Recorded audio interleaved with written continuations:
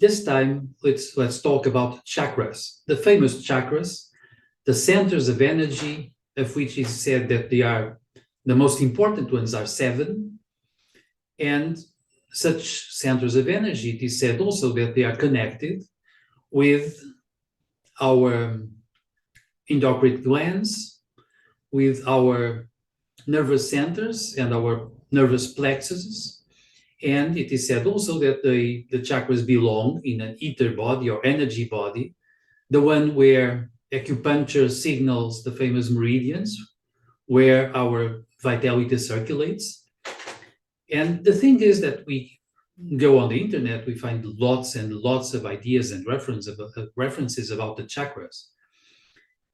Lots of people will detail which chakra has one certain color, what is the main function of such chakra, what is its relationship with endocrine glands, with centers in our nervous system, what is their relevance to our physical health, how their excess activity or lack of activity will affect our main organs and endocrine glands.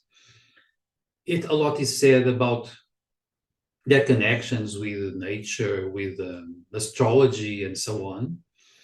And a lot is said also about their meaning and their connection with psychological states.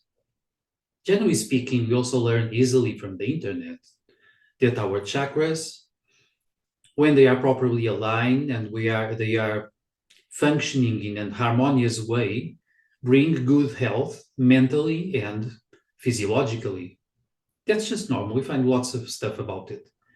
When I think it starts getting just too naive is when we believe that the chakras in what is called our ether body or energy body are the only thing to be talked about.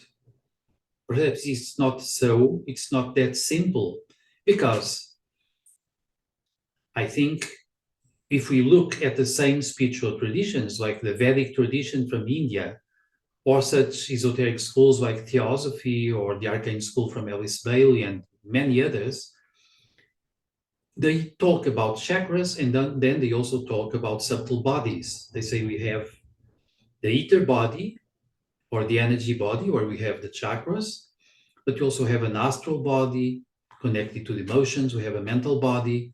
We have, in a way, a higher level with the causal body. We have an intuitional body and above.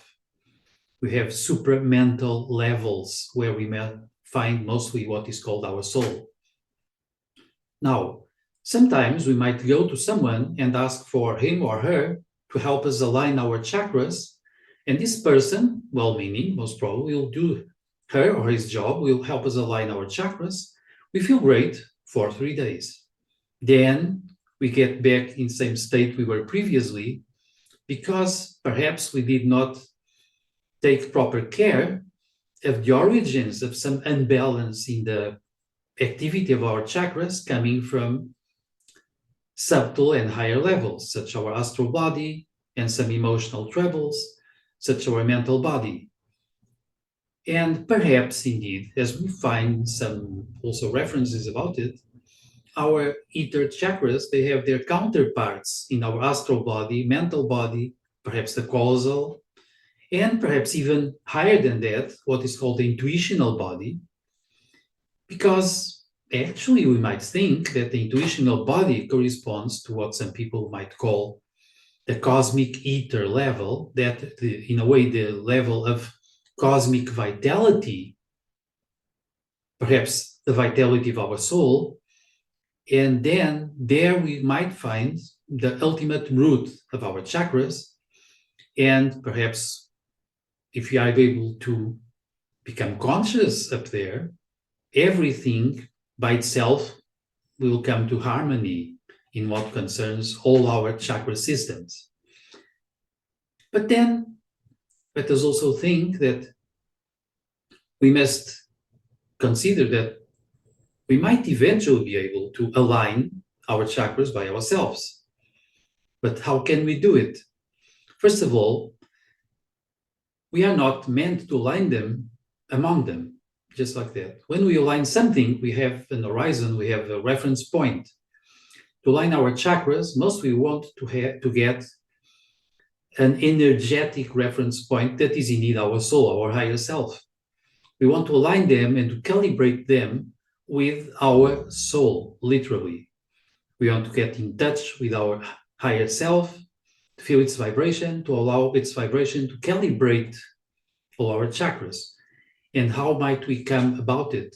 Well, perhaps going inside, feeling our inner ether body or energetic body, or indeed our chakras, feeling the axis of light of this energy body that has to be found in a way within our spine and our head, but also within our nervous system at a subtle level. And we should feel that all of that axis of light, not focused in any way, in any specific point of it, but feeling the whole of it, and then trying to align it with our higher self and allowing the energy from our higher self to really flow, calibrate, balance the whole of our chakra system without privileging any area, because that can easily unbalance us. Of course, to do this, we need meditation. We need deep inner focus. We need to go finding our higher self, and we must be able to get into a state where our mind and our emotions and our physical body become mostly passive, so that a higher level may actually become active and then activate, calibrate, balance each level of our personal self, namely, of course, our ether body and our chakras. This is the main idea for now. So let's not be so naive about all this, and let's think that there are very important higher levels behind our chakra system, as usually we hear about it and we see maps about them. That's the main idea for today. So as usually, if you like, comment, share, subscribe the channel, and I'll be back.